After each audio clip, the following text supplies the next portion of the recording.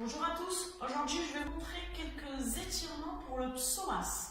Alors le psoas, qu'est-ce que c'est? C'est un petit muscle qui vient s'accrocher ici sur la crête iliaque, qu'on appelle communément l'os de la hanche, et qui vient s'accrocher de l'autre côté sur le fémur.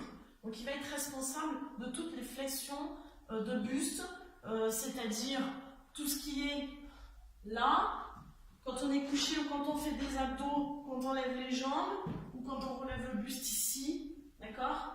C'est celui-ci qui travaille.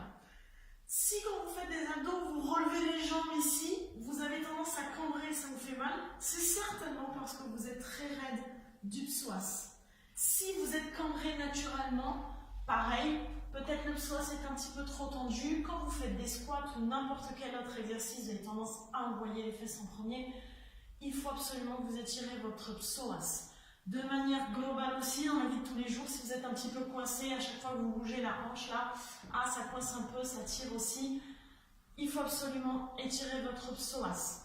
À quoi je pense d'autre aussi? Tout ce qui est extension de hanche, c'est-à-dire dans les mouvements d'haltérophilie, si vous manquez de souplesse et que vous êtes raide au niveau du psoas, vous n'allez pas pouvoir faire votre extension de hanche complète, c'est-à-dire là, hop, vous allez être bloqué, vous allez vous arrêter bien trop tôt, vous allez donc manquer de puissance. Donc c'est un tout petit muscle, mais il est très important, il faut l'étirer régulièrement. Je vais vous montrer donc ici quelques étirements qui sont très faciles à faire. Tout d'abord, on a besoin de rien d'autre que le sol, ici. Je vais placer un pied devant. Attention, mon pied ne va pas être directement sous le genou, mon pied va être légèrement en avant. Et je vais m'avancer, je vais pencher mon buste, je peux même mettre mes mains devant, les doigts.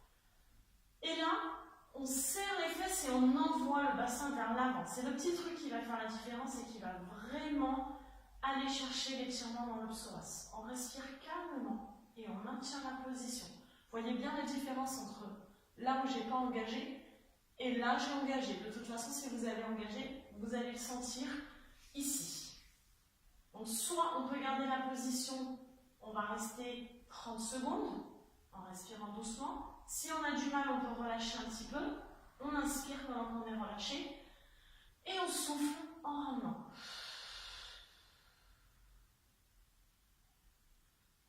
Bien sûr, on fait la même chose de l'autre côté. Vous pouvez faire 2 passages de 30 secondes sur chaque jambe pour être efficace. Autre chose aussi, on voit souvent cet étirement-là, ici, où on attrape le pied, on avance le bassin de nouveau. Donc là, vous allez être aussi sur le psoas, mais aussi un petit peu dans les quadriceps. Pourquoi pas, hein, c'est une variante. Vous pouvez prendre des petits tapis pour les genoux, parce qu'au début, quand on n'a pas l'habitude, c'est assez inconfortable. Mais surtout, ce que vous devez penser, c'est ramener le bassin vers l'avant. Si vous restez là, je n'ai pas étiré le psoas. C'est là. Et toujours respiration calme. On peut faire en saccadé si c'est dur, c'est-à-dire je reviens ici, j'inspire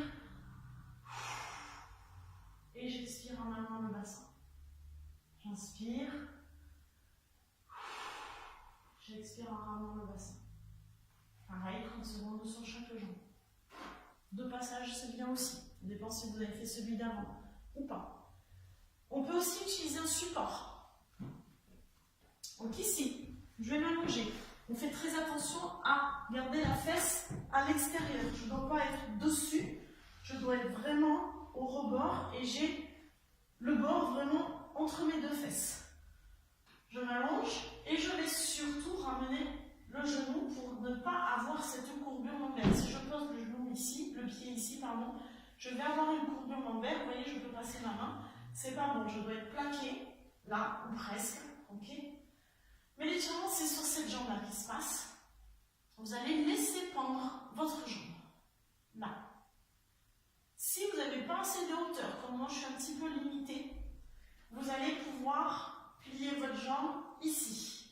Et là, vous allez sentir très fort l'étirement, là. Et peut-être même un petit peu plus bas dans le quadri.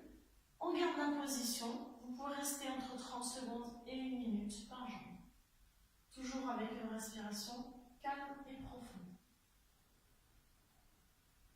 Ensuite, toujours en utilisant le support faire, c'est ici. Le même que tout à l'heure, hein, ici. Pareil, ce qu'il faut toujours penser, c'est avancer le bassin.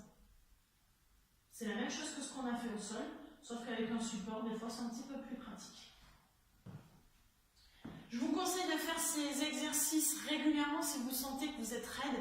Si même vous avez des douleurs, des pointes, ça c'est que vous êtes très très raide. Donc il va falloir intégrer ces exercices de manière quotidienne.